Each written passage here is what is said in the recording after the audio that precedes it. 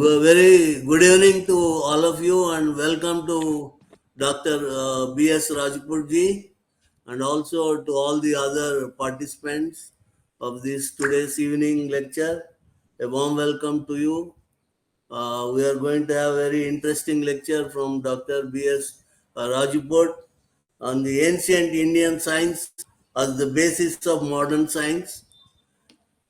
Srimaharshi Research Institute of Vedic Science and Technology has been trying its best effort to bring the gap between the ancient science and modern science for the last 25 years. And a time has come, 25 years. A lot of work has been done by SRIVT, and it's time to celebrate the silver jubilee of the institute and also to understand what are the achievements and what ahead further future it should go in which direction. So it's the time. As a part of the celebration, a memorial lecture is arranged, and this is the today ninth lecture we are going to have, being presented by Professor B.S. Rajputji. And now today before after this we will have a brief view on the uh, achievements of journey of SRIVT in these 25 years. That will be presented for 10 minutes, and after that we'll listen to the lecture of Dr. B.S. Rajput. After his lecture at 6 p.m., we will have a question answer session. All of you who are interested to have any queries on the lecture at the end, you are welcome to put them in the chat box, and that will be moderated by Professor Dr. Krupanidhi sir. On your behalf, you will ask the questions and get the answers from the speaker. And in case any specific explanation, the individual will be asked to elaborate the question. So this is how we are going to have this next 1 hour, 10-15 minute session. So now may I invite Dr. B.S. Sastry to take us to the journey through SRIVT. Good evening to all, and welcome to the ninth webinar of this Silver Jubilee Memorial Lectures. As you are aware about the SRIVT journey, some of people and I found some new attendees also came to the meeting. Welcome all. SRIVT is the first Vedic research institute to be recognized as DSIR under DSIR. And we have also recognized as external MS PhD Center for IIT Madras. And our institute has an extensive work on various areas like nanomaterials and nanoherbals, Ayurvedic products, and CRO, and all other areas also we explored. And this institute established in 1999. So regarding what is our main area, why, how we started Bhavanam Rupatmakam Jagat. This Bhava came from the Veda Pitika of Sayinacharya. And we started our research based on the sixth meaning of Veda, that is Oshadhi Artha. Based on Oshadhi Artha, we have taken the research areas. Mainly we started with Bharadwaja Vaimanika Shastra, and first we entered into the metallurgy and materials area. We developed 10 super alloys based on Vaimanika Shastra and tested at IIT Madras. All alloys shows super properties, superior properties. So there we started our research and our vision to rebuild India as Vishwaguru by reviving the lost indigenous technologies through the discovery of the sixth dimension of Vedas and impart the knowledge in the youth of country by re-established Gurukul education system to reproduce the Maharshis. So to undertake, our mission is also undertake the task of conducting research to bring to light the ancient knowledge in India. It is the objective of contributing to the prosperity, material and spiritual of mankind to ensure that Vedic knowledge becomes a common heritage of whole universe, world community. Next, so in this journey, this our campus located at Guntur, Andhra Pradesh. What is the need of the day? So based on that, our objectives, we have built our objectives, and we started this knowledge because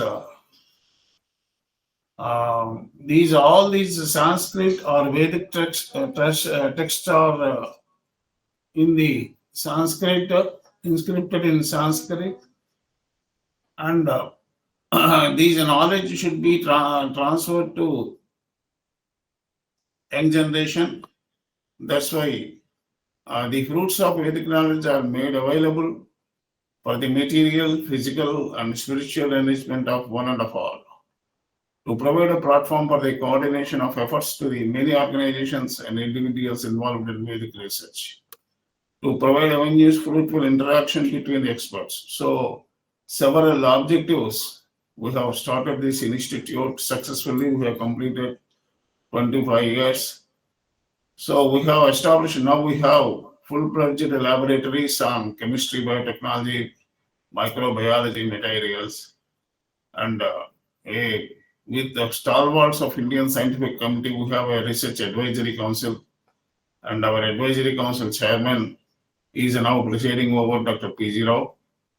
And SRIVT digitized more than 2 lakhs pages on Vedic literature in the prepared gist of 500 technological series. So, like this, we have produced a lot of nanomaterials. Each and every metal we have made it into nano size, metal oxides, and ceramic materials also we made into nano. And we have received global finalist among 10 countries, 2000 innovations under Global Clean Tech Innovation Program, GCIP, organized by UNIDO. And we have invited as a speaker to Vienna Energy Forum 2017 and participated in national awards, special invitee in Indian Science Congress, I3 National Award, like this, so on and so on. We have received several national and international awards. Next. So we have several MOUs and collaborations with top institute in India. To mention them, more than 75 MOUs are with us. Next. So we are working on the low carbon technologies because this pollution became very threat to the now generation, even next to generations. So our ancient Indian knowledge has given only low carbon technologies with a high innovative spirits. So purification of metals, minerals with plant extracts, metals extraction from ores by herbal route, melting metals in low temperatures, high purity metals, manufacturing of superalloys like these low carbon. We implement low carbon technologies for all these processes. Next. So this is the brief about our institute. And we have developed we have patented more than 24 products and more than 8 applications and more than 100 products also we developed. Thank you, and we inviting all you to join hands for coming 25th anniversary of the SRIVT, 31st August and 1st September. We are also going to conduct an international Vedic conference in those days. So for the to keep in the view of our Silver Jubilee, we are conducting the Silver Jubilee Memorial Lectures. And I invite Professor Rajput ji for his great contribution to the society. Thank you all members. So good evening to you all, sirs. Very glad to have along with us a renowned professor of physics, coupled with our Indian philosophy, Professor Dr. B.S. Rajput. He is going to deliver the topic on ancient Indian science as the basis of modern science. So Dr. Balwant Singh Rajput in high energy particle physics held pivotal academic positions, including vice chancellor roles and also chairman of UP Uttar Pradesh State Council for Higher Education. He contributed significantly as a good speaker, visiting scientists globally, and with 46 years of postgraduate and 12 years of undergraduate teaching experience. He has got very versatile teaching experience with both students of lower group and higher group. And his research spans quantum field theory, particle physics, relativity, and the exploration of science and mathematics in ancient India. That's what he's now preferring to speak to us now. So Dr. B.S. Rajput acclaimed throughout his academic journey with the National Merit Scholarships and international recognition. Received the ABI Gold Medal of Achievements in 1997 and was launched in WHO World in 1998. Serving as Vice Chancellor of HNB Garhwal University, Kumam University, and Chairman of the UP State Council for Higher Education. He earned accolades such as Vigyan Shri Award from UP State Government and the Parvat Gaurav Sanman. His extensive contribution were further honored through invitations as guest of honor and chief guest at numerous prestigious events, reflecting his profound impact on science and research. He has published over 400 research papers widely cited in recent quantum field theory literature, authored 5 physics books adopted in university syllabi globally, including India, and released 2 popular books, Scientific Analysis of Bhagavad Gita and Historical, Cultural and Scientific Heritages of India. Additionally, he has supervised 30 PhD and 4 DSc students and is presently engaged as a full-time researcher in quantum field theory, quantum computing, and ancient Indian science and mathematics. So with this background, we request our Professor Rajput to visit our Guntur, our SRIVT once, sir. So with this, we wish Dr. Rajput, sir, to address this audience. Thank you. Thank you very much for introducing me. It is my privilege to deliver Silver Jubilee Lecture 9 in SRIVT.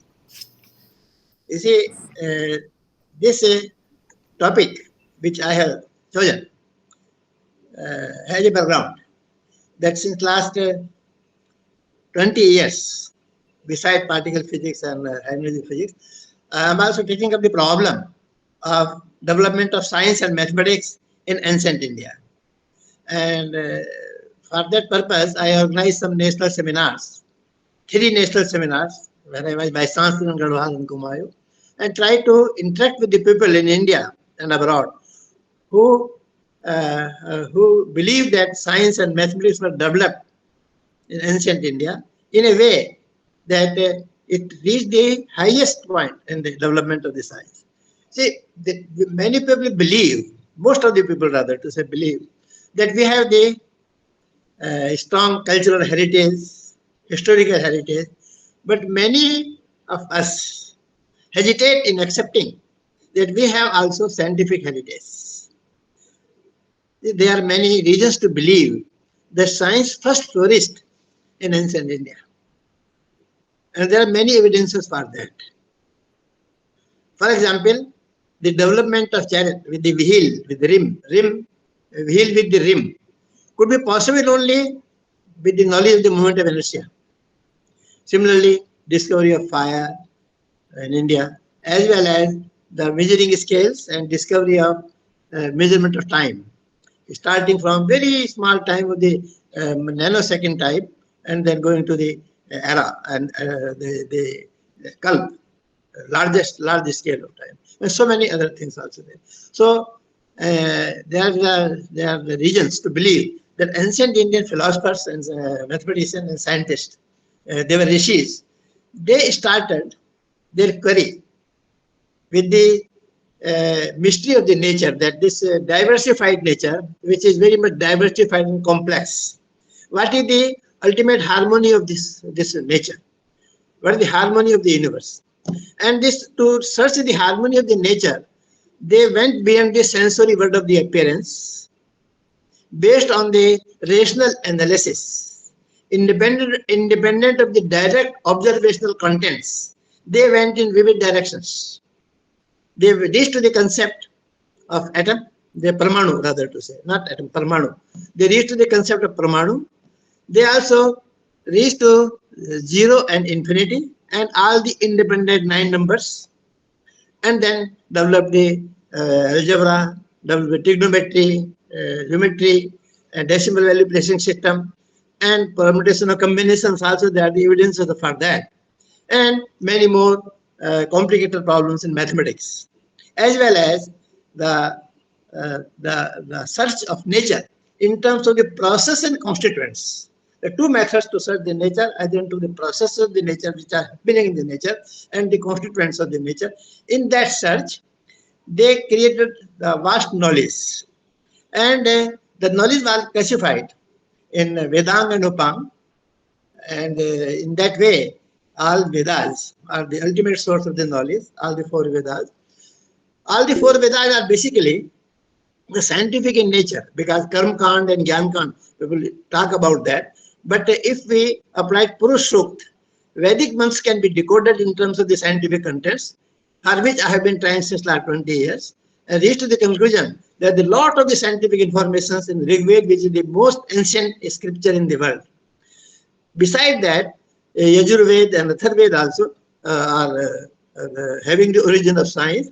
The whole Ayurveda is the Upveda of Yajurveda and Atharveda, and the description of the constellations in the Yajurveda. Beside that, we have 4 Upvedas also. And those Upvedas are Ayurveda, Dhanurveda, then Gandharveda, and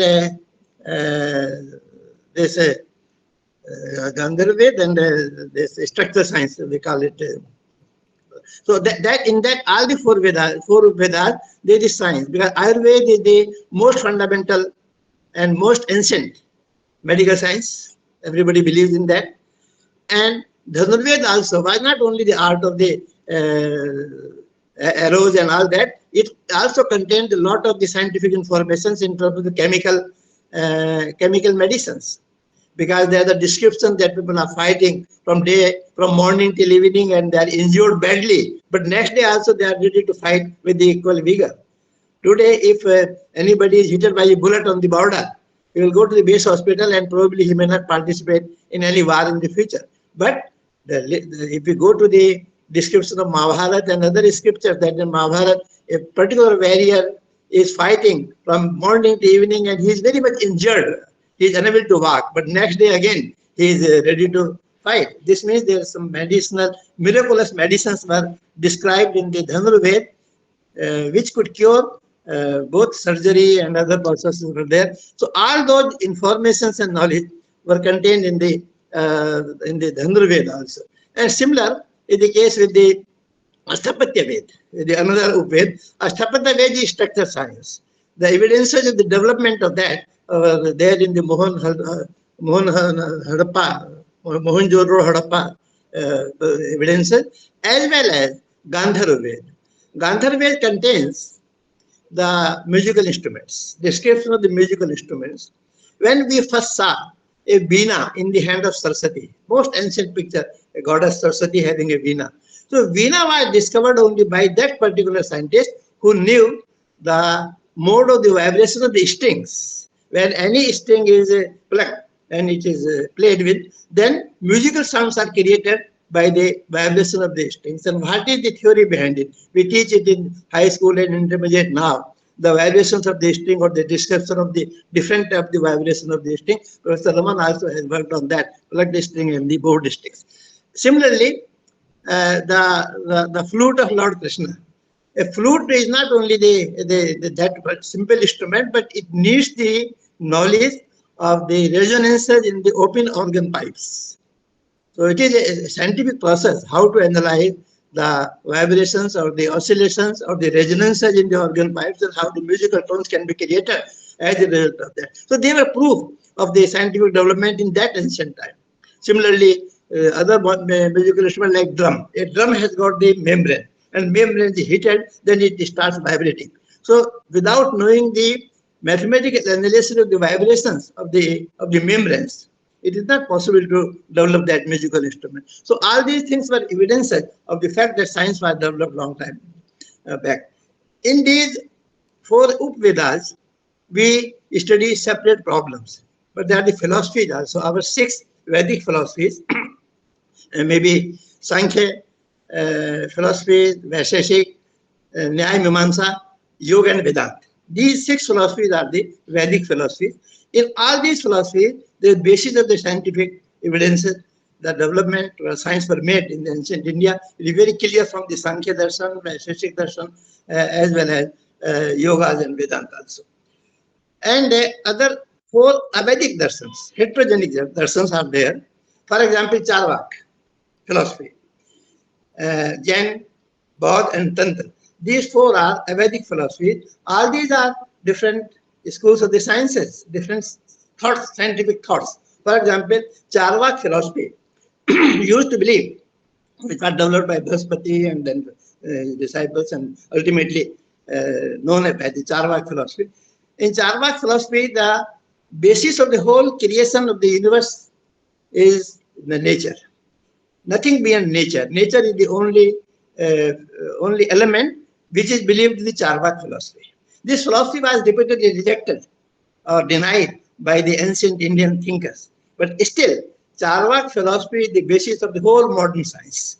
Because whole modern science, if I define what is the science in modern language, so science is the systematic study of the natural laws. And what are those natural laws, who made those natural laws, how the natural laws are enforced and followed, that's a different question. But the basis of modern science is to study, or rather to a systematic study of the natural laws.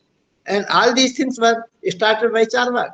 So Charvak philosophy, therefore, is the basis of the whole modern science. And other school of thought was there, that was Vedanta, in which the nature was not considered as the basic element, but ultimate element was consciousness, super consciousness. And without super consciousness, nothing could happen. And therefore, it was also single element, super consciousness, we call Brahm or different names. And the whole creation, whole universe was the product of that. So these both were these single element schools of the thought, single element thoughts, maybe Charvak philosophy or maybe the Vedanta. But those were not clear, as a matter of fact. They are basically in our philosophy now, we have both the elements, the nature as well as consciousness. So the Sankhya Darshan is that. Sankhya Darshan is dual representation, Purusha and Prakriti, nature and super consciousness, and it is the Prakriti out of which the evolution takes place, but not without the help of consciousness or without the help of Purush. So this is Dvaitvad. So Charvak philosophy was not having the consciousness element, and as a result of that, it was a limited science. Modern science has got certain limit beyond which it cannot go, because there is no scope of the role of the consciousness in the creation or the evolution of the universe and controlling it. In that way, modern science is having certain limitations, which ancient Indian science did not have, because in ancient Indian science, both the elements, super consciousness, Purush and Prakriti, the nature, both played the equal roles. With this in mind, that we could have all these philosophies, Vedic philosophies and heterogeneous philosophies and Vedic philosophy. The whole science was developed in that. If you go to the queries made in the Rig Veda, which is the most ancient scripture available, in Rig Veda, there is the first query about the structure of the universe, how the universe came into existence and how it is existing, what is the stability, reason of the stability of the universe. This query was in Nasadya Sutra of Rig Veda, and in that query, it was felt that the whole universe has got the strong mathematical basis, mathematical structure, and without knowing the certain mathematical laws, it could not be possible to bring the accuracy in any scientific investigation. So mathematics was needed, therefore, to bring the accuracy up to certain limit in the description or in the analysis. And therefore, when the nature was being studied in terms of the process and consonant, scientific side by side, mathematics was being developed to interpret those things or to bring the accuracy in those investigations. So it was the reason that mathematics was developed simultaneously. And now, there are the countless evidences to believe that in mathematics, the development, when this was being developed to explain certain physical process or natural process, the concept of zero and concept of infinity both originated in ancient Indian philosophy, because the concept of zero came only when infinity was there. Without creating zero, it was not possible to achieve the infinity. It was not possible to achieve the ultimate truth, which is the ultimate, which is infinite. In that way, there is a very beautiful slok to represent that Om Kham Brahm. So Om Kham Brahm, Kham means Sunya, and to know the Brahm, to know the ultimate truth, it was necessary to have the vacuum or the Sunya, Kham. So in that way, infinity and zero both came simultaneously. And we know that zero, the inverse of the zero is infinity, but in Indian philosophy, both came simultaneously. People believe that the zero is the gift of the India, or the zero was assumed or it was speculated in India, but not only zero, infinity simultaneously. And this is why in Vedanta Jyotish, mathematics has been given the strong place. The reason being that all the scientific investigation and the scientific knowledge, if we require the ultimate accuracy in that, the mathematical principles were needed. And in Vedanta Jyotish, there is a slok, Yatha Sikhami Rana, Naga Nam Manyo Yatha. Tadant Vedanta Sastrana, Ganit Murdini Ishtita. This means the mathematics is as important in science, in all sciences, as in peacock, in the wing of the peacock, the circle. That is beauty of the peacock. That is Sikha Mirana. Mirana means the peacock, and the wing of the peacock, the beautiful part is that circle. In the similar way, the snake, the beautiful part of the snake is the money at the head of the head of the snake. In the similar way, the mathematics is the queen of all sciences, and without mathematics, it was not possible to bring accuracy in science.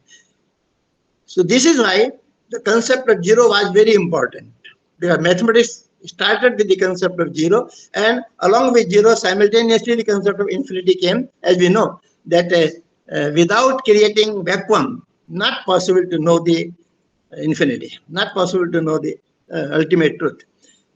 And example of that is, I am just quoting, Purnamad Purnamidaya Purnat Purnmuddate Purnasya Purnamadaya Purnma Vishastre.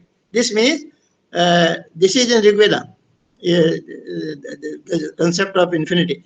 And Atharvaveda also there is Purnat Purnam Pudachiti Purn Purne Sasyate Uto Yat Vidyam Yata Tata Parishyate. Meaning, the infinity is produced out of infinity and also maintained by the infinity. Add anything to infinity, it will remain infinity. Subtract anything from infinity, it will remain infinity, and so on. Multiply anything with infinity, it will remain infinity. This concept was originated in Yajurveda as well as in Atharvaveda and Rig Veda also. So concept of infinity simultaneously developed with the zero. So this means the development of mathematics in terms of 0 and infinity, and then all the independent 9 numbers, and all other mathematical problems, which I will not discuss here because that will take a long time. But I can mention only one thing, that all the numbers, 9 numbers, and discovered in India, they reached to Arab with the invitation of a Brahmin Kanak from Ujjain, on the invitation of Khalifa Al-Mansur of Baghdad, and their mathematics numbers were taught to them. Those numbers reached Europe as an Arabic number, but it was knowledge of Indian. They call it Ilme Hindustan. Ilme Hindustan means Indian knowledge. So all the 9 numbers were developed here, and then large numbers were framed.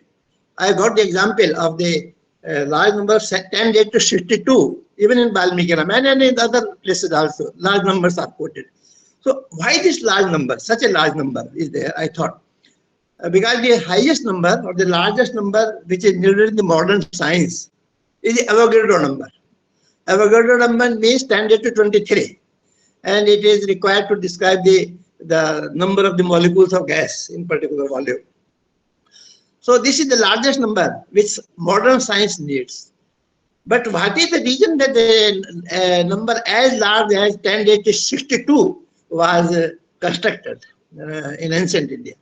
This means certain natural processes were there which are not known today. They were known at that time, which required for their description such a large number 10 to 62. And today, if we think of a large number, maybe we may develop after few years, maybe 10 years, 15 years, or 20 years, we may develop the strong gravity. If the strong gravity is developed, we may need a number which is square of the ratio of the diameter of the universe to the diameter of the atom. The ratio of the diameter of the universe to the diameter of the atom is 10 to 24, and the square of that may be 48. So 10 to 48 may be the largest possible number which may need if strong gravity is developed. It is very big question whether we will be able to develop the strong gravity or not in the near future. But if it happens, the largest possible number which will be needed is 10 to 48. While there are the examples of 10 to 62 quoted. I have just taken from Valmiki Ramayana and then translated it in mathematical form. And it was 10 to 62 which comes. Such a large number. So this means there were certain processes which were known to people at that time, which are not known today. I will mention many other things also, which were known in ancient time, but not known in modern science. So in this way, let us see that what we study today, is this the knowledge developed in West and then came to India from West, as people believe that this is the laws of motion by Newton, these are the laws of gravity by Newton, this is the Pythagoras theorem, and this is Archimedes principle and all that. So I will quote certain examples. For example, in a Vedic concept, the laws of motions, how were they described? So in a Mahabharata, Maharishi Vyas mentioned Vyatirekan Vestitam Anpavekshat. This means inanimate objects do not change their position if they are not affected by the external force.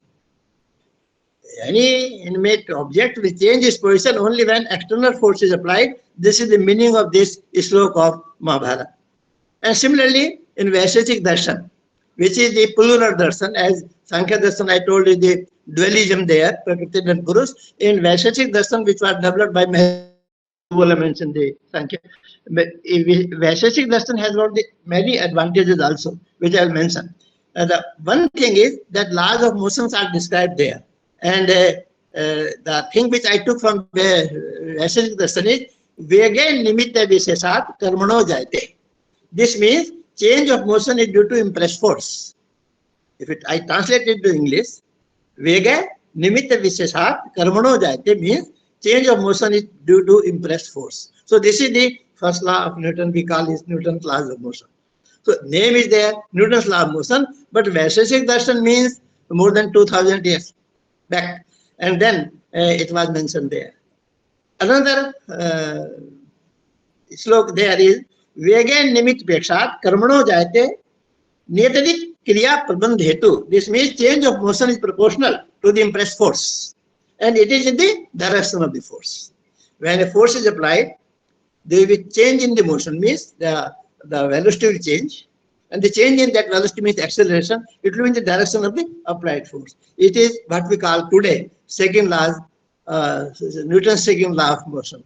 And similarly, there is another sloka in Vaisheshik Darshan which tells me that Vega Sanyog Vishesha Virodhi. Vega Sanyog Vishesh Virodhi. This means the action and the reactions are equal and opposite. This is called Newton's third law. So all these three laws of motion, which we teach to our students as the Newton's laws of motion, are mentioned in the Vaisheshik Darshan, and they were discovered very long back in ancient India, almost more than 20,000 years ago. Similarly, the concept with the gravitational force. If we teach to our students that the gravity was discovered by Newton, and the laws of the gravitation we call the Newton's law of gravitation. First one, then Einstein's law and all that, Einstein theory. But we tell a story to the student that Newton was sitting under a tree, and apple fell down on his head, and then he thought, how could it come to the ground, to my head? So this means there was an attractive force in the earth. Earth is having gravitational force or attractive force. This is what we teach to our students. But in Prashna Upanishad, there is a slok which asks a question, or which tells us, Aditya Vajbhaya Bhaya Pran Udayat Hone Chakshuse Pran Mamgriha. Means the force of earth, if the force of earth stops supporting the body, it will float in the universe. This means if earth has got a force which is supporting the body, if it stops supporting the body will float in the universe. This means the earth is having a gravitational force which is keeping the body on the earth, otherwise it will float. This was mentioned in the Prashna Upanishad. Then in Tretya Aranyaka, there are the questions and answers. Question is, Anvarne ime bhumi yo chaso tejarodasi. This means what is the force binding the earth with the solar system? And answer is, which is given here, Vishuna vibhrute bhumi iti vasata vedana iravati dhanumati he bhutam surya vasini manudasya. So what it is called Vatasya Sutra, and in Vatasya Sutra, it is the sun which is binding the earth with the solar system. This means there is a force of attraction between the sun and the earth, and this force is keeping the earth in the solar system. So this means the concept of gravitational force between the earth and sun, as well as between sun and moon and other objects on earth, was a very ancient concept which is mentioned in the Upanishads. And Upanishad means almost the same Vedic period, because to explain several Vedic complications in terms of the simple language, the Upanishads came into existence. And in Mahabharata also, they mention Bhume Sthariya Grutva Va Kathanye Praswatma Gandho Bharascha Saktischa Sanghat Asthapna Bhumi. That the qualities of the earth, that is stability, gravitational attraction, hardness, fertility, smell and weight. These are the properties of the earth. This means the attractive force of the earth was described in Mahabharata as well as in and there is also mentioned in the fifth chapter of Vaisheshik Sutra, Vaisheshik philosophy. It is Sanyoga Bhave Gurutva Patnam. This means in the absence of the Sanyoga, means in the absence of the contact with the external force, the object falls due to gravity. The free fall of the body, and the free fall of the body is described in the Vaisheshik Darshan, that without the interaction with any other force, every body will fall freely to the earth, and that is the called free fall of the body, which is taught to the students, and mathematically it is derived what will be velocity. It is all mentioned in the Vaisheshik Darshan. Similarly, Bhaskaracharya also, Bhaskara second also mentioned Agrash Shaktis Mahi. This Mahi means earth. Earth is having the attractive force, and this attractive force is described that what is the nature? It is Guru Swami Sasaktya, that it is keeping the body bound to the earth. So all these things, and similarly Aryabhatta also mentioned the earth was round, because people English people told us, or rather to say it was wrongly propagated, that Indians thought that Earth was flat. It is not the case. India never thought that Earth was flat. Aryabhat mentioned that Earth was round, and he has mentioned the Earth was round. It was having a constant angular speed from west to east on its axis. And then the slope which is mentioned by Aryabhat is Anulom Gati Nasya Pashati Achalam Vilogam Yada Achalani Mati Tadavam Pashigami. So this is the motion from west to east, and it is about the axis of the Earth. So Earth was round and rotating. Varamihir also mentioned 2000 years ago, because Varamihir means the Vikramaditya, and more than 2000 years. So he has mentioned Apa Sanyoga Bhave Gurutva Patnam, which means falling of the water in the absence of the conduction is due to gravity. If there is no other force, then the drop of the water falls to the earth because of the gravitational force. So this concept of the gravity as well as the round earth was there even at that time. So all these things which are being taught to our students in the name of the foreign knowledge with the foreign scientists have got the origin in ancient Indian literature, scientific literature. Similarly, the concept of quantum theory. You see, in ancient Indian people realized different type of the bodies. For example, the stool, the suksham, param suksham. This means microscopic, most microscopic, and supersensual, which cannot be known by senses. And several things are beyond our thought, beyond our imaginations also, beyond our wisdom. Buddhi se pare. So all these things were very suksham, and those suksham things, when they are described, then there is the problem in their measurement. This is what ancient Indian people realized, that in the measurement of the most microscopic objects, there is the interaction between the object and the measurement, which hampers the determination. This means correct determination will not be possible due to the interaction between the object and the measuring device, measuring instrument. This thing was known to ancient Indian people. And the reason was that they thought that causality or space-time coordination, the concept of the space-time coordination and the causality, they both are needed, or both are unified, rather to say, in describing the macroscopic object. But in microscopic object, they become complementary and mutually exclusive. Mutually exclusive means if space-time coordination is fixed, then causality will be destroyed, or causality will be most uncertain. Causality is very important factor, cause and effect, because most beautiful description of causality, that the relationship between the cause and effect is given in the Vaisheshik Darshan. I have gone through that and then wrote some papers also there. Then what is the concept, what is the relationship between cause and effect in Vaisheshik Darshan? So I published some papers on that.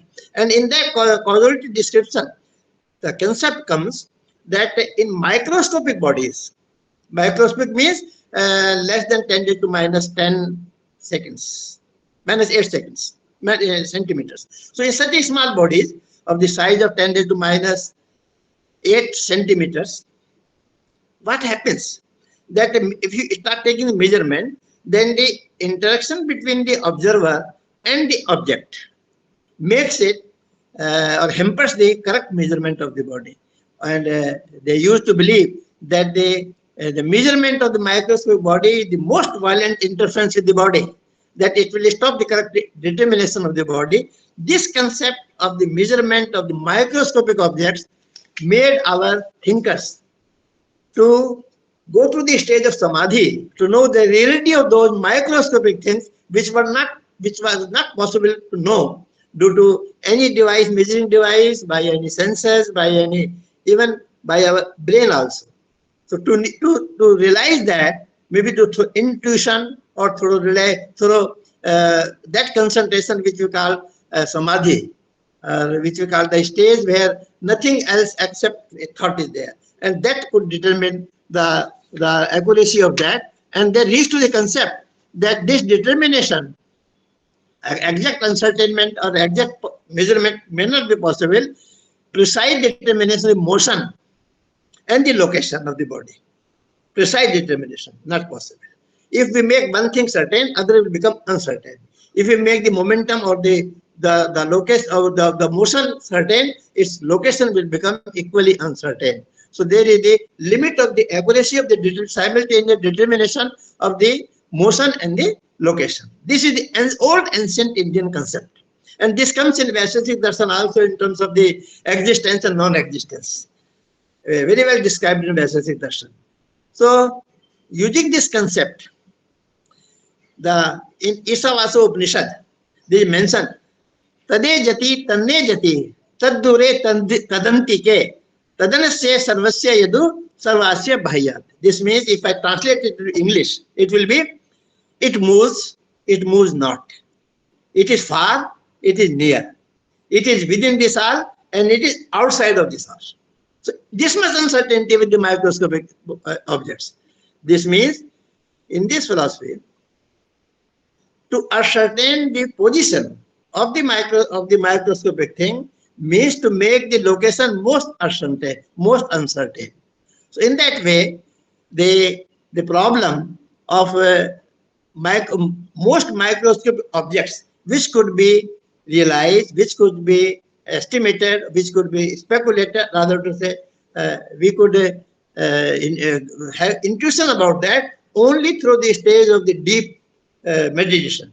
In that way, the modern science, what it tells the uncertainty in the measurement of the microscopic object in terms of Heisenberg uncertainty principle. Very, very important principle. Heisenberg, we teach with the name of the Heisenberg uncertainty principle. And this principle tells that certain pairs of the observables, they are complementary to each other. Position and the velocity, the momentum and the position, they are mutually exclusive, their determination, because if a body moves, it will not be stationary. If it is stationary, it will not move. This means the momentum and the position, they are mutually exclusive, but both are needed to give the description of the body. So they are complementary to each other, but mutually exclusive. And their determination therefore will be uncertainty in the simultaneous determination of the position and the motion, location and the motion. And this product of the two, the uncertainty in the position and uncertainty in the momentum, is a minimum quantity is in terms of the Planck's constant, we call it. So this means the whole structure of the modern quantum mechanics is based on this, which is called uncertainty principle. The new era in science was opened in terms of the uncertainty principle, and most modern mathematical science, quantum physics or quantum mechanics, is based on this principle. But this principle, Heisenberg got Nobel Prize on that principle. And simultaneously, because Bohr and Heisenberg both are known to establish the quantum mechanics as a most respectable position, while Einstein was eloquent opponent of this concept, quantum concept of this uncertainty. Einstein went to in the 5th Solvay conference and the 6th Solvay conference. Einstein made all possible attacks on the modern quantum mechanics, and he did not believe in that. At one stage, he told that if the science is true, he will stop science and start some gambling shop in New York somewhere. In that way, Bohr defended it and Heisenberg established it. And Bohr developed a principle which is called complementarity principle. And complementarity principle means that there are certain pairs like position and momentum. Similarly, other pairs are there, time and energy, and many more things, momentum and the angular momentum and the angle. So all these pairs, which are complementary for the description of the complete description of the phenomena, but they are mutually exclusive. Their determination, simultaneous determination, is not possible with the accuracy. This concept of modern science is having definitely the basis in terms of that Vaisheshik Darshan, or in terms of Isavasa Upanishad, which was describing that Tade Jati, Tandure, Tandike, same thing. So this means what was new in the Heisenberg uncertainty principle or the Bohr complementarity principle? It was just translation of the concept of Isavasa Upanishad and Vaisheshik Darshan. In Vaisheshik Darshan, things started. The Maharishi Karnad, which described very beautifully in the causality theory, that the concept, the description of the space-time coordination and the causality are mutually exclusive. That's the basis of the uncertainty principle. This uncertainty principle, when brought Nobel Prize to Heisenberg, see, Heisenberg did not mention, in his Nobel lecture, he did not mention this, but I got the opportunity to work as a professor in chair, Heisenberg chair in Heidelberg University in Germany for 2 years. I was there. And there I saw the correspondence between Bohr and the Heisenberg. In a letter written by Heisenberg to Bohr, Heisenberg admitted the idea of the uncertainty principle he could get from Vaisheshik Darshan, the principle of certainty and uncertainty in Vaisheshik Darshan. He admitted in that. Similarly, Bohr replied back that the concept of the his complementarity principle, which is the same thing, came through Vaisheshik Darshan. So this means this old concept of Vaisheshik Darshan were given in the new language, new mathematical form. Concept was the same, but in the modern quantum mechanics, and this is developed as the most modern science now in physics, quantum field theory or quantum mechanics, which is the basis of all modern developments. Even now, the quantum computer, even it is coming using the same concept. So all these things were already known. In Vedantic philosophy, there is the sada sada nirvachaniya, means existence and non-existence, and therefore indeterminacy. You see, in Ashwagandha Upanishad, it is mentioned, suchness is neither that which is existence, nor that which is non-existence, nor that which is once existence and non-existence, nor that which is at once existence and non-existence. All these uncertainty of the same type with uncertainty principle came. So this concept of quantum mechanics, people say the most modern science and Indians were not knowing it. It is wrong concept, because the concept of quantum mechanics basically came from Vaisheshik Darshan, which is the basis of quantum mechanics. Similarly, the case with the dynamism of the universe, because it was when the theory came, Big Bang theory. A Big Bang theory came, then what happened that how the universe was created. It was claimed that Big Bang theory gave the creation of the universe. When it was not known in the beginning that whether after the creation it will be stationary or it will be expanding, the dynamic universe, then concept of dynamic universe came, because matter and antimatter was created equal amount and they started expanding with the constant, with the increasing acceleration, and that expansion was explained. But that does not explain many things, that Big Bang theory, particularly the concept of the matter, the dark matter and dark energy is not there. Modern scientific investigations, particularly, there are many indirect evidences to believe that 80% matter is non-baryonic. Today, 80% matter in the universe is non-baryonic, means that 80% matter is inert matter or dark matter, which does not participate in the interaction, does not participate in the transformations. So from where this dark matter came at the time of the Big Bang, what is the origin of that? So this dark matter and dark energy, when I call it dark matter, it is implied that it is dark energy also, because matter and energy are interconvertible. So both combined together, I call it dark matter. So 80% of the whole matter is dark matter. No scientific basis today in Big Bang theory or in any other theory of the modern science which could explain the origin of the dark matter. They believe the dark matter is there now, and it is the dark matter which is controlling the expansion. The universe is expanding with a certain acceleration. Acceleration goes on decreasing. After a certain stage, it may stop. But what is the balancing force? What is maintaining the stability of this expansion of the universe? This was the question. And the answer came, the dark matter is present there and dark matter is controlling this expansion and it will bring it back. So how this dark matter came into existence, what is the origin of dark matter, what is the theory of the dark matter, it is not known in Big Bang theory, and therefore Big Bang theory is doubted now. It is only ancient Indian concept which explains the dark matter. The 80% dark matter means that the whole universe got evolved with the one pad of that super consciousness, one pad of Brahm, and three steps were left out of it. Only one step, one pad means one step, cover the whole universe. This means the all transformations in the universe are taking place in 1/4 part of the total existence. 1/4 means 3/4 is out of interaction or out of interpretations. Meaning here with is that it is not the creation of the universe. First thing is that though Big Bang theory tells it is creation. People believe creation and the annihilation. I don't believe in that. We developed evolutionary cosmology based on the ancient Indian concept. And that evolutionary cosmology means the universe got evolved and it will get dissolved. So evolution and the dissolution of the universe, not the creation and the annihilation of the universe. Evolved out of something, and that something was the dark matter already present there. Maybe in the form of the dark energy. So total combined together, I call dark matter. It was the basis. It was present there. The other one, and it is 3/4 part in the sense that only one step of knowledge, one step of the super consciousness that created got evolved the whole universe.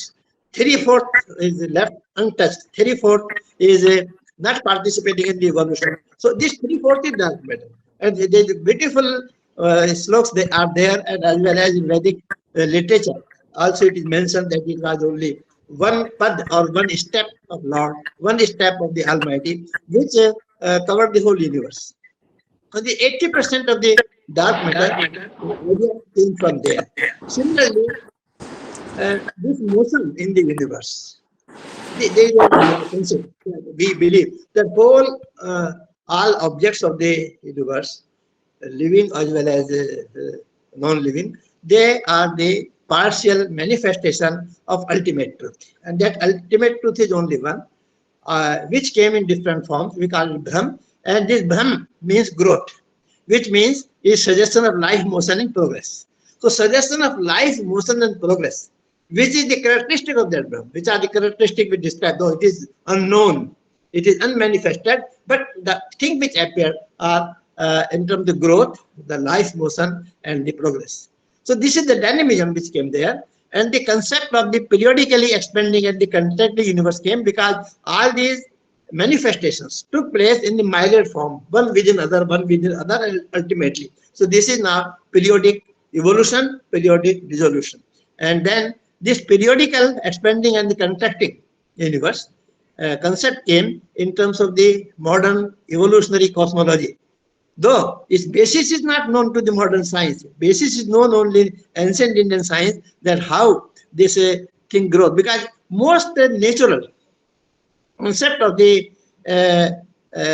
dynamism came from the Rita. Rita is the characteristic of the ultimate truth or ultimate reality, or we call Brahm, which we take as the symbol of the life, motion, and progress. So this Rita, many sloks and many verses of Vedic mantras, that Rita came. For example, in Rig Veda, in 10/120, 10/190/1, Rig Veda, Ritam cha satyam chadido padache tato ratra jayate tata samudra arnav. This means it is the Rita. This means it is the dynamism which is making the universe stable, which is making the Brahman stable. And the Riti means motion. Riti means gati. Rita we call are moving things. So it is continuously motion or continuous expansion, continuous motion, which is bringing the stability. Similarly, in Rig Veda 10/85/1, it is retain aditishthati devi somo adhisthati.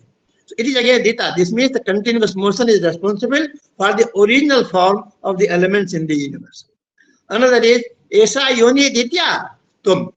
This means this Rita or the dynamism, the motion, is the characteristic of the universe, and the stability of the universe is because of that. Other slok comes in Rig Veda 4/23/8. Ritrascha hi sarutha santi purvi. So this dynamism of the universe, which is described very well in Rig Veda, is the basic picture of the dynamism. It is the Nataraj Nritya, or the Shiva, the cosmic dancer, is the most perfect personification of the dynamic universe, from which emerges the general picture of organic, growing, and rhythmical moving cosmos. So if you take the concept of the Nataraj Nritya of Shiva, so that basically is the description of the organic, growing, and the rhythmical moving universe. And this means this Nataraj or dancing Shiva depicts all life as a part of the great rhythmical process of the creation and the annihilation or the evolution and the dissolution. It is endless cycle. And this gives the concept of the dynamism of the universe. So from where the dynamic nature is originated, it is very well explained in the ancient Indian literature, while modern science is not capable to explain how the dynamism was started in the universe. Now, if the universe is expanding, then there were the questions which were raised in long back in Rig Veda as well as in several Upanishads also, that if it is expanding universe, so this what is the reality? This universe is expanding in the limited available space. When I call space, means space and time both, because in Sankhya Darshan, the existence of time, separate existence of time was denied, and time came through motion. And therefore, the concept of the unison of the space and time came as Dik Kal. Dik Kal, word Dik Kal is there in Sankhya Darshan. Dik Kal means space-time manifold. Though people give the whole credit to Minkowski space-time manifold, but it is not original. Original thing came in the Sankhya Darshan in terms of Dik Kal. Dik Kal means space and time combined together as a single entity. And then what is the symmetry between the space and time? It was well described in Vaisheshik Darshan as well as in Sankhya Darshan also. Because in Sankhya Darshan, not only the duality of the space and time or the unison in terms of the Dik Kal is there, it is also described as a result of this unison between the space and time, or this ultimate Dik Kal, or this ultimate manifold, 4 dimensional we call today. It is basically, it gives rise to concept of light in terms of the matter. The light is also a matter, which is, it is mentioned in Sankhya Darshan, without mass, matter without mass, having energy, having the momentum, but not mass. So this is the modern concept of photon. That photon, which we call the constant particle of the light, it is in the form of the particle, but without mass. So this concept of particle without mass, or the light, concept of light in this form, the energy, was given first time in Sankhya Darshan. So this concept of space and time combined together, we call space. I call space now. The total, the space and time of Dik Kal. So this space is limited, suppose, and then universe is expanding in this space. Is this true? This is the first question. When we take expansion of the universe, continuous expansion with certain acceleration, so this means there is a limited space in which the universe is expanding. One concept is there, or other possibility, it is also raised. Other possibility is that space is also expanding along with the universe. Space is expanding, universe is expanding, and as well as space is also expanding along with that. And third concept was there, that space is infinite. Space means space and the time. That is infinite, and the universe is expanding in this infinite space-time, infinite space. And other fourth concept was also there in the beginning. In the question answer it came that there are different locales, several space-time, and each object has got its own loca, own space-time, and it is expanding in that. Out of these 4 possibilities, in different description, in different verses of Vedas, particularly Rig Veda, the thing which was accepted, that space is infinite. Space means space-time. That is infinite, and in that infinite space-time, the universe is expanding. It may be expanding with certain constant acceleration, or increasing acceleration, or decreasing acceleration, all the possibilities. That is also answered in the several verses of Rig Veda, that whether it is the decreasing acceleration or the increasing acceleration. So this space-time concept, infinite of this space-time, long back it has been visualized. It has been, rather to say, described by ancient Indian philosophers, that Anant hai, space, Anant hai, Kal is Mahakal. Mahakal means limitless. There is no limit of time. Time has got no beginning, no end. It is moving uniformly from minus infinity going to the plus infinity. So the journey from minus infinity to plus infinity, continuous journey of time, it is isotropic journey without any discreteness, continuous one. This is the concept of Mahakal. And similarly, Dik means Lord Shiva is described as having Digambar.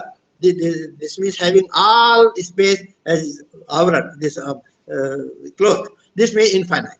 So infinite concept of time, Mahakal in terms of Lord Shiva. In time, infinite concept of space, again in terms of Digambar. Digambar means having the whole world, whole space as the clothes. So all these infinite concept of the space and time are there, symbolically described in this description of Lord Shiva or the Nataraj. Meaning here with this, that the space and time, many theories came later on in the modern science also, where the space and time were taken as finite. Ultimately, they have to reach to the infinite concept of the space and time. Space is from minus infinity to plus infinity, continuous flow, and the time is also having the continuous flow from minus infinity to plus infinity.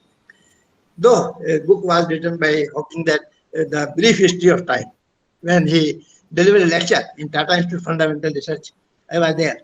Hawking was talking about the brief history of time. Then after the lecture, I put a question that time cannot have the history, because time is infinite. It is running from minus infinity going to plus infinity. How can you write the history of time? So he took it seriously, and then he answered after some time that it is brief history. This means that it may be infinite, but out of that infinite, I have taken a brief part of that. And that is the brief history of time which I mentioned. So he corrected himself immediately when the question, I put a question to him. Similarly, this concept of the infinite space and infinite time is as old as the concept of Lord Shiva in ancient Indian literature, ancient Indian thoughts. So this concept of dynamic universe, concept of the dark energy, dark matter, they are not known in the modern science. The modern science cannot explain the origin of the dynamism of the universe. How this dynamism started and how it is maintained is not known in the modern science. Even in the modern evolutionary cosmology cannot explain that. But it is mentioned in ancient Indian literature. Another thing, since it is the basic technology, only 5 more minutes. Oh, okay. So, this in this technology, we have a concept of Viman. Vimans means aeroplanes we call or satellites today. This is very old concept in India. In Rig Veda and Atharveda also the mention of these vehicles, these yans, moving with the certain different velocity, sometimes man ki gati se, very, very fast speed, and having different type of the fuels in that. Many mentions are there. What is mentioned in Vedas is very difficult to interpret now without Purushsukta. Purushsukta had to be applied to decode the Vedic mantra to get the correct scientific information from the Vedic mantra. But there is another available literature on that, is the Bhardwaj Viman Shastra. And in Bhardwaj Viman Shastra, 3 types of the Vimans, this mantrika, yantrika and tantric. Mantrik, tantric and yantrik. So mantrik Vimans means the Vimans which were flowing with the power of mantra. Mantra means a citation of the certain verses of the Vedas. And then Tantra means tantric energy, and then Yantra means modern. So it is believed that in Satyug and Treta Yuga, the mantric power was known to the people, and that was being used on those Viman. Pushpak Viman or the Swachalit Viman, many mentions are there, which were moving by the Mantra Shakti. And then Tantra Shakti Viman in Dwapar and Treta, and then modern Kaliyug, that is the Yantra Shakti. So different type of Vimans are described, different type of the Mantrik Viman, Tantric Viman, and this Yantrik Viman by Maharishi Bharadwaj. And then the different descriptions are there. What type of energy will be used? I will not go into details. But this technology of the aircraft or the air flights was very well known to Bharadwaj, and it is mentioned there. Rather to say, Bharadwaj took everything from Vedas, and in all the three Vedas, so I am leaving the Samved, all the three Vedas, the mention of the Vimans are there. The description of different part of the Viman, wings of the Viman, and the material which was used in the Viman, and the source of the energies also. And there's maintenance of the temperature inside the Viman, means the air conditioning processes are also known there. Beside all that, when I used to speak in my visit to Germany or other country on ancient Indian scientific developments, many people raised questions that the Indians jump immediately to any new discovery in science that it was already known to them. But they never tell a thing which is not discovered in modern science and it was known to them. So somebody asked a question in my lecture. Then I took some time, and after a month or so, next series lecture, I explained 10 points which are not known in modern science, but they were very well developed in ancient Indian science. That is very important. And those 10 points I mentioned. First thing is this theory which I mentioned, dark matter, origin of dark matter. It is known in our ancient Indian scientific literature, but not today. Another is origin of the strong force. The strong force, we say, the force in the nucleus, which is keeping all the protons and neutrons together in such a small place. We call it a strong force. But what is the origin of that strong force?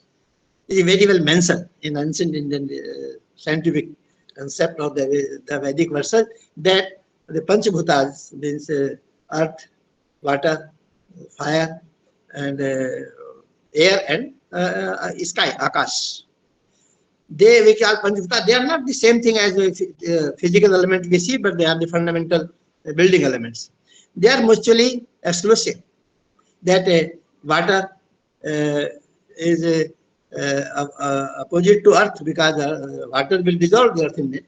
Similarly, fire will finish the water, and air will finish the fire, and then Akash will absorb the air. So all these are mutually exclusive. This means they cannot live together. But how nature brought them together as the fundamental building block or the Panch Mahabhut is adrastable, and that adrastable is very well explained in different Vedic literature. And that adrastable is the modern strong force which we call. So this means this concept of these air, water, earth, and all these things, their characteristic also, the 5 characteristics, maybe smell or touch or swad, gandh, all these things. These are also 5 characteristics. They are not the thing which we describe in physical thing, but they are the basic building blocks, fundamental building blocks of the universe, building blocks of the matter. And in these building blocks, the mutual expulsion or mutual exclusiveness is there. Still, they are kept together by that strong force or the adrashta force. So, its origin is also explained there. Another is for evolutionary cosmology, its basis, as I told. Then Parmanu, concept of Parmanu. This was first time the Parmanu word was used by Maharishi Karad in Vaisheshik Darshan. This Parmanu of Vaisheshik Darshan is not the atom of the modern science. Different from the atom, quite different. Because no characteristic of the Parmanu is found in the atom. Atom has been broken. Atom has been measured, size measured, dimension measured. Parmanu does not have any size. Parmanu does not have Parman. And then it is not broken, it is absolute one.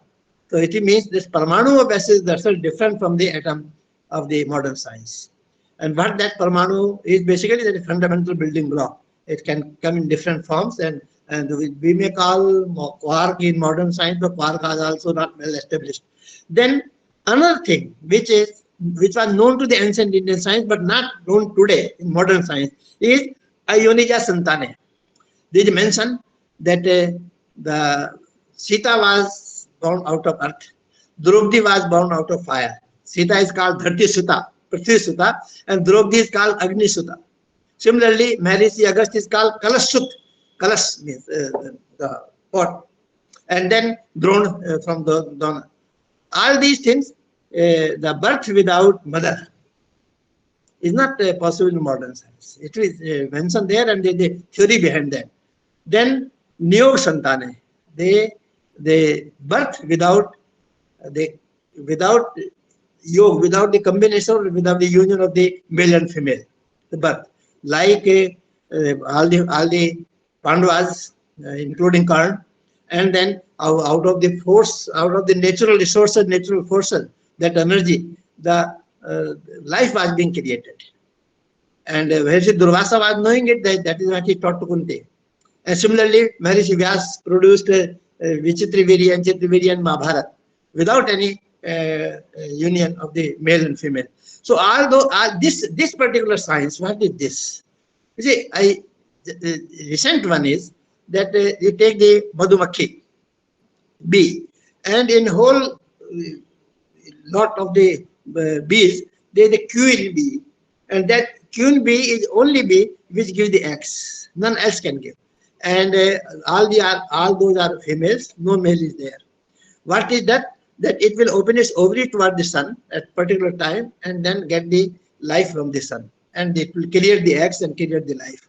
So this means from the natural sources, life can be created. This process has been recently known, called, the name given Prathasis. Pratha was the name of the Kunti. In her name, this process is described. So this means this could be possible at that time to get the life from the natural resources, natural powers, natural energy, and that is not known today.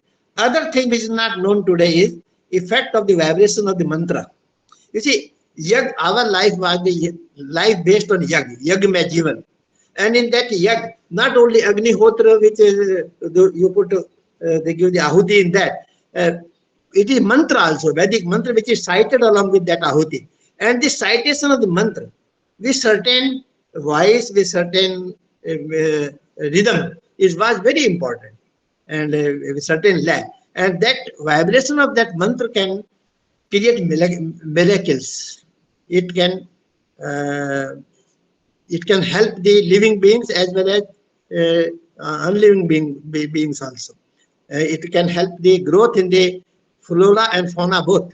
It has been now observed in certain experiments that effect of the Gayatri mantra on plants. The plants also feel the sensation, they feel the effect of the mantra on that. And similarly, effect of mantra on other natural resources, natural powers. So effect of vibration of mantra, this Vedic mantra, is not known today. But it has got a science behind it, whole science. And it was being used in different weapons in ancient time, and not only weapons, in curing the diseases and controlling the nature, controlling the natural powers. Because yag, what is the yag? Yag means bringing the equilibrium between the natural resources. To bring equilibrium in all the natural powers, natural resources is a yag. And then that will make the Brahman energy, the energy of Brahman, control it, and it will increase it. So yag means that. And this is not only Agnihotra and Ahuti in that, but effect of mantra is also there. So this, what we need today, we must study the old ancient science, that what is the role of the vibration of the mantra in creation and on the evolution, as well as on the growth of the flora and fauna. How it can be cured, how it can be improved with the help of mantra. So that is also a new research field which needs the investigations, and it was known in ancient time. But modern science cannot explain that. Similarly, other question is the human colons, because they mention that there were 4 brothers Rishibhu in ancient Indian time, Vedic time. They made the colon of the cow and presented it to Bhaspati. They made the colon of the horse and presented it to Indra. They mention in literature, Vedic literature, or in Vedas. So what was the process of making the colons of that? Similarly, in Durga Saptadi, there is a mention that the Kali appeared from the eyebrows of Kaushiki, the goddess. So what was that? And similarly, Ganesh, how he was created out of the skin cells of Parvati. So all these things, the human colons were being there, it is also mentioned, which is not possible today. So these 10 points I used to mention, which were known to the ancient Indian science and not possible in the modern science. So in that way, what is the reason? The reason is very clear, that modern science has got the basis in Charvak philosophy. Charvak philosophy is ancient Indian philosophy, but that is Vedic philosophy, which was repeatedly rejected by ancient Indian philosophers. But still we call Charvak Maharishi, because he gives a new idea, new science, a new school of thought. So this Charvak philosophy, basis of modern science, has got a limitation. It believes only in nature. Everything is created from the nature and dissolved in the nature, but it does not believe in the existence of consciousness. And this consciousness combined with the nature was ancient Indian science. Modern science is only the nature and not consciousness, and therefore it has got the limitations. So in that way, our ancient Indian science is not only based on the modern science, but much beyond that. The modern science could not reach to the particular level where ancient Indian science reached. So many more things I can describe, but time limit is there. So with these words, I stop here, and I am thankful to all the audience. I wanted to present it in the form of some slides and certain this PowerPoint presentation, but I'm not in my library, and my laptop is not available to me now. So I'm just speaking on the mobile, and therefore the slide could not be shown. Maybe some other time. Thank you very much.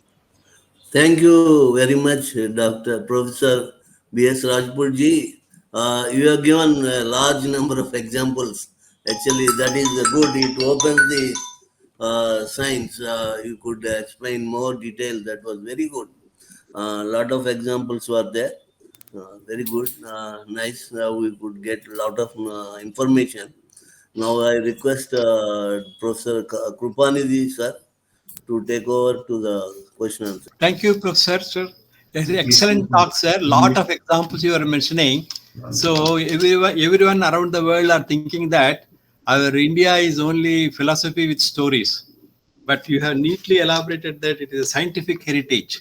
Scientific heritage is a wonderful statement, sir.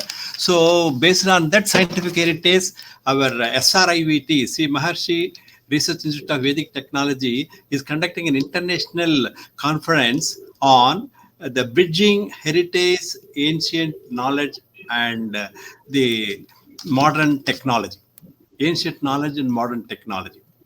So we also believe that our Vedas are scientific heritage. Professor sir, there is one doubt for me, that is whether the Indian rishis, through their intuition, have they proposed this type of observations or slokas, or any other experience did they have, sir? See, this was not only speculation. Yeah. It was based on the long series of the experiments. Experiments. Ancient Indian rishis, when we say that they were having tapasya, take the example of Vishwamitra.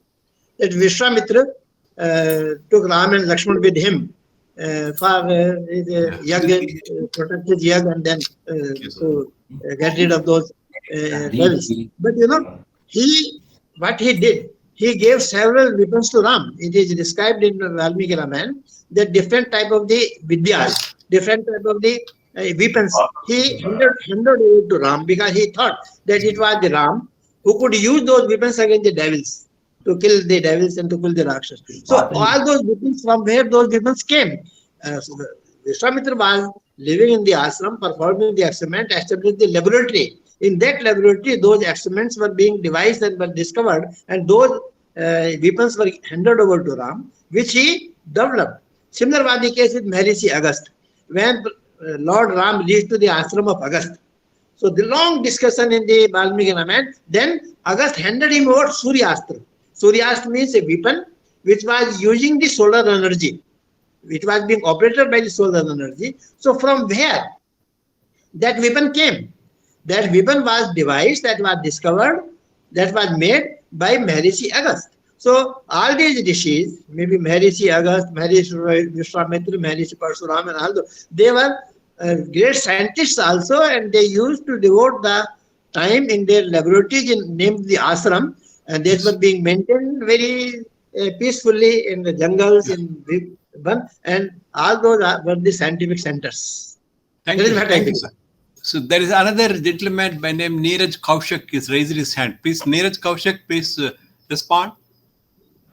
Yeah, sir. Good evening. Good evening. Respected Rajput sir, what should be done to popularize Indian knowledge system or our Indian sciences to youngsters of today's generation? You see, in this, our national policy, national education policy, provision has been made for traditional Indian education, Indian traditional knowledge. That Indian traditional knowledge must be given to the student at different stages.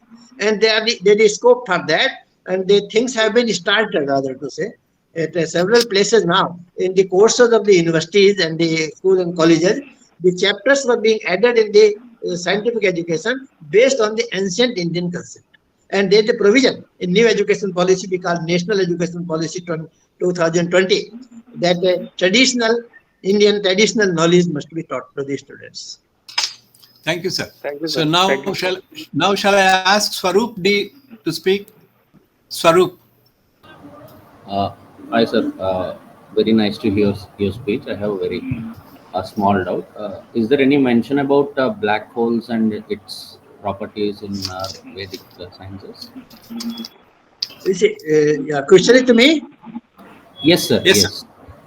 Okay. You see, I gave two models in modern science. I will tell that and how I got idea from ancient Indian time.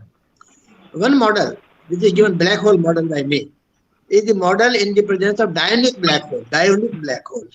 Dionic means a particle having both types of the charges, the electric charge and magnetic charge combined together. So because electricity and magnetism must have the symmetry or equilibrium, they are just complementary to each other. So what is true with the electricity must be true with the magnetism also. So when the electric source is there, electric charge and electric current, there should be magnetic charge and magnetic current also. So idea of monopole came. Then question was that how to visualize it.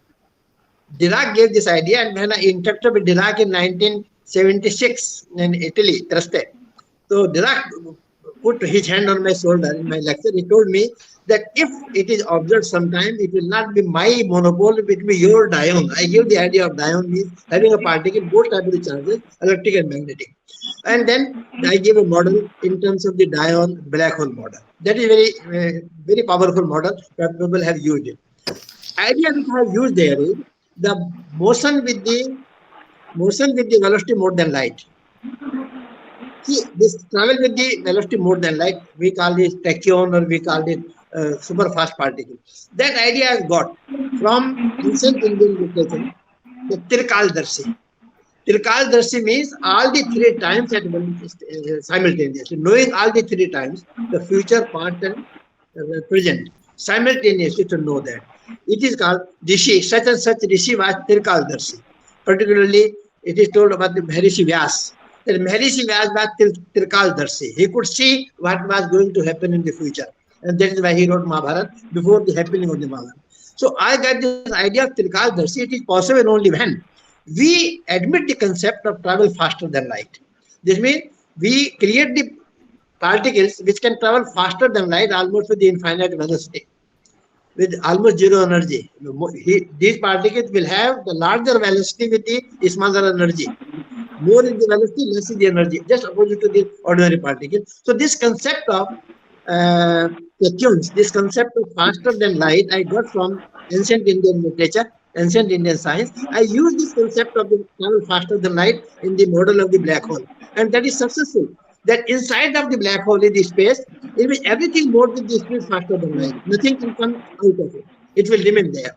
If Thank any you, sir. particle is outside is entering to the black hole, crossing the horizon, it will change the space and time, interchange of the space and time, and the crossing of the boundary of the black hole, it will move the space, it will enter the space where time is dimensional and the space is not dimensional. Therefore, it will move in that space with the velocity of faster than light. It will never come out of it. So that model of black hole I gave on the basis of the tachyons, on the basis of velocity faster than light. The idea came that I developed the mathematics only, but the concept was in that Trikaldarshi. How it is possible to know all the three kinds simultaneously? Thank you, sir, for the nice explanation. Now, another gentleman, Mrunal Yavalkar. Namaste to everyone. I am Dr. Mrunal Yavalkar, Thank you, ma'am. doctorate in physics from RTM Nagpur University. Mhm. First and foremost, I thank you, sir, for this informative and wonderful lecture, bringing out the importance in science in our Indian knowledge.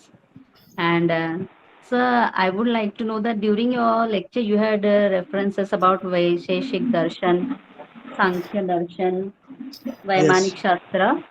So I would like to know where are these manuscripts available and how I can get access to them if I want to read them. Okay. So we are trying to maintain a library in Delhi where the ancient Indian, all these ancient Indian literature, the sources are being collected. And recently we started that. Certain research groups have been formed in different universities or colleges working on different problems on the ancient Indian science. And then collecting the literature also. So most of the literature has been collected. I don't know the number, but more than 15,000 ancient scriptures have been collected. And the address is that near this Rashtrapati Bhavan in Delhi, some library is being formed. So you can contact them, and I can give the address also. Neeraj is here. Neeraj was just asking a question, and he might be having the address of there because we have established that. Yes, sir. I know, sir. Yes. So you Please can give share the address. you can give the address of that library, Neeraj. Yeah, sure, sir. Okay. Thank you, sir. Thank you, Professor. The last question is from Anju Rani, Dr. Anju Rani. Yes. Good evening, sir. Sir, I want to ask that when we know that all the laws of gravity and law of motion, these are much older than it was named after Newton's and all this. What are we doing to produce that? These are the Indian laws. So we should teach these to our students. Why we are Yes. teaching it by the name of Newton and others Yes. when it has its origin in India? Yes. This is not only this. You are from mathematics.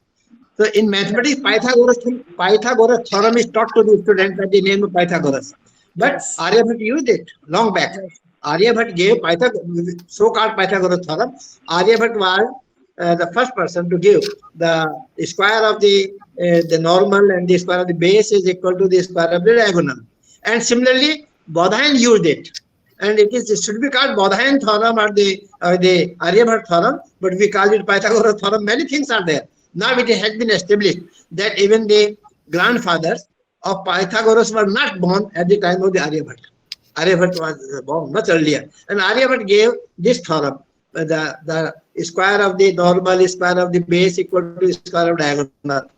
So this idea of Pythagoras theorem was given long back by Aryabhat, but people are teaching it because our duration of this when India was not independent, India was under the foreign rules. There we whatever they taught us, we believed whatever been forced on us. But basically, the whole mathematics, as I told you, 0, infinity, all the independent 9 numbers were developed in India. In Vedic literature, there are the mentions how the number 1, 2, 3 they came. The different verses are there in Vedic literature, where all the 9 numbers were how they framed and is made the basis of the mathematics. Thank you. We have been taught science in terms of the imported knowledge. But the science is not imported knowledge for us, it is our own ancient knowledge.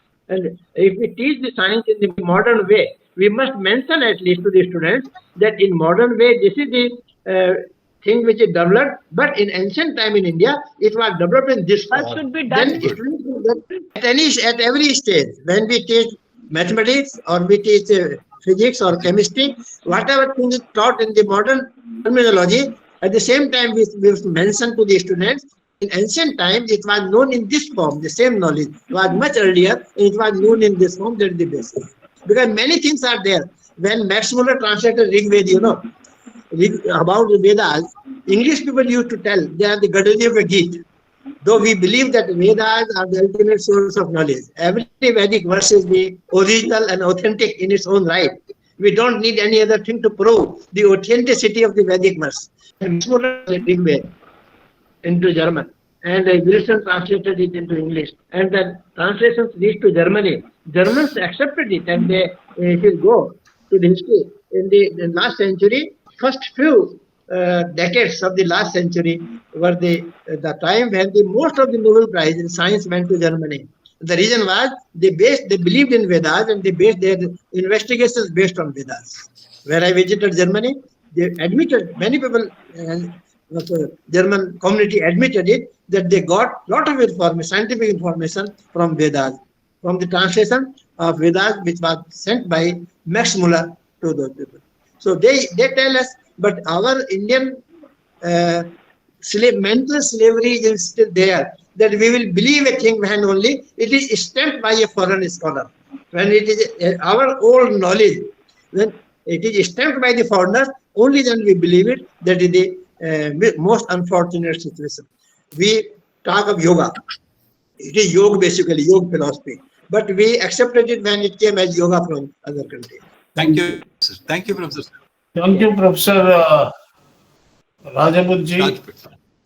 And we request you, we will send a special invitation. And please save your dates on 31st August and September 1st, Rajputji. We are inviting you as a plenary talk on our international conference on Vedic sciences. Please be save your dates on those two, 31st August and 1st September. And thank you for a wonderful speech. And you enlightened so many things on Vedic sciences and so many examples and so many citations you have given. It is necessary for today's generation because they don't have any idea about our ancient sciences and rich heritage of our ancient India. So very grateful and thankful to you for your excellent and wonderful speech. What of the thanks, Krupanidhi Garu? It is my privilege to say what are thanks for this ninth lecture on SRIVT, that is Maharshi Research Institute of Vedic Technology, Silver Jubilee Memorial Lectures. So Dr. Rajput sir, it's a wonderful talk, very informative talk, a lot of things about Vedas information you are mentioning. And it is the people around us, even Indians, are also believing that all Upanishads, Vedas are all only stories. It's not the stories, it is scientific heritage. For this scientific heritage, we have given good examples of measurement of time. And again, the Krishna flute, all the notes and everything. And he also mentioned about 10 raised to the power of 62, bigger than this Avogadro's number. All those things are mentioned in our Upanishad. And the mathematics is the base for accuracy of our universe function. All those things you are mentioning. As a result, because these Upanishads and these Vedas are quite old compared to any other, what is that called, world's literature. And those are the times when our Indians were explaining about our weather conditions, Vaimanic Shastra, and Ayurveda, everything means they knew much of the mathematics. That's what you are proving through your talk, sir. The last 4 points, what you were mentioning about, the modern science does not know, even now. So those 4 points are birth without mother. And another point is honey bee. How this honey bee gives a good many number of eggs and again make them to grow. And again, the life is coming from the sun. And again, the third point is effect of vibration of mantra. So particularly Gayatri mantra on the plants, growth and everything, all those things were not known. Even the clone of cows. So this is also one of the important points in biotechnology, how the cloning is going on now. So with very modern and very hidden information, you told areas, and again, this is a wonderful information for us to know the wealth of our Indian culture, Indian Veda, everything. Thank you, Varndas. Saira. Thank you, Rajputji, and I also request you, please encourage your students and in your groups, please submit some abstracts and papers to this international conference. Sure, Which sure. can be published in Vedic Sciences Doctor, you know very well Dr. Ravi Prakash Arya in Vedic sciences. The all papers will be published. Thank you all. Thank you, Professor B.S. Rajputji, and all the participants for your patient hearing. Thank you all. We are closing the meeting here. Om Sahana Bhavatu Sahana Bhunaktu Sahaviryankaravahe Tejasvinavadhita Pastuma Vidvijavahe Om Shanti Shanti Shanti Sarve Jana Sukhino Bhavantu Loka Samasta Sukhino Bhavantu. Thank you all.